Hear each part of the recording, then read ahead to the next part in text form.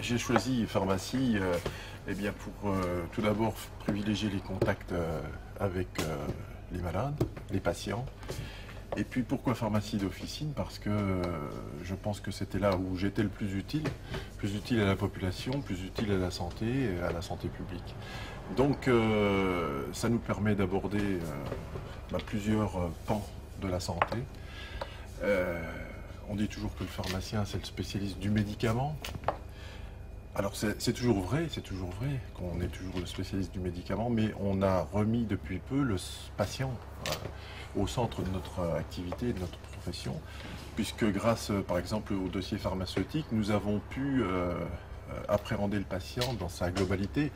Donc ça veut dire que nous savons son traitement, nous savons ses conditions nous connaissons ses conditions de vie, nous connaissons ses problèmes de tous les jours et nous pouvons répondre au mieux à ses attentes. Voilà un petit peu pourquoi j'ai choisi cette profession qui me semble la plus adaptée à mon désir de contact humain, par exemple. Le domaine d'activité de la pharmacie rurale, mais de la pharmacie en général, s'étend vraiment de la médecine humaine, la pharmacie humaine, mais aussi les conseils pour tout ce qui est chien, chat, même peut-être aussi gros bétail.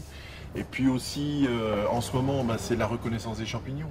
Nous sommes des interlocuteurs privilégiés du mycologue amateur.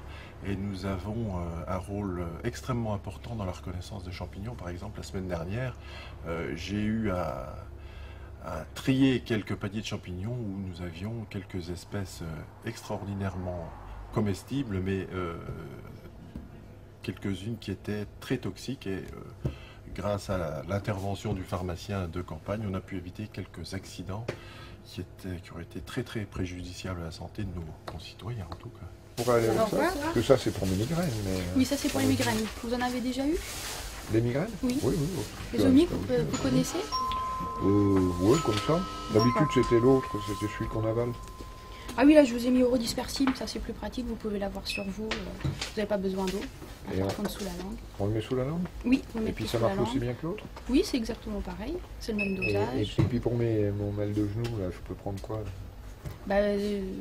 Si vous voulez, vous pouvez déjà commencer par un gel anti-inflammatoire en application locale. Bon. Alors la journée type d'un pharmacien d'officine,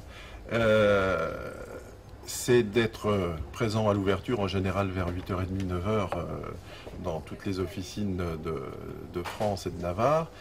La première chose à faire, c'est de faire de la réception de commandes. La réception de commandes est importante puisque nous recevons nos commandes 2 à 3 fois par jour. Donc il s'agit de voir si la commande qui est présente est conforme à la commande qui a été passée la veille. Et puis ensuite, une fois que la réception de commande a été faite, il s'agit de remettre soit en rayon, soit en automate. Et puis accueillir les clients. Donc les clients, c'est une ordonnance. Essayer de voir la conformité de l'ordonnance par rapport à l'âge et au poids du patient. Ensuite, faire une analyse rapide des médicaments qui sont prescrits par le médecin. Faire de la délivrance, faire le conseil. Et puis, une fois que tout cela a été fait, il s'agit de s'intéresser à la vie commerciale aussi de l'officine, c'est-à-dire les relations avec les fournisseurs, accueillir les différents agents commerciaux des différents laboratoires pour voir les nouveautés. Et puis la journée se termine en général vers 19h, 20h. Et seulement à partir de 20h, nous pouvons penser aussi de temps en temps à la formation continue qui se passe en général les soirs à partir de 20h, soit à la faculté, soit dans différents établissements où les laboratoires nous reçoivent pour nous faire de la formation. Voilà, une journée type de pharmacie, ça représente à peu près entre 8 à 10 heures de boulot par jour. Voilà.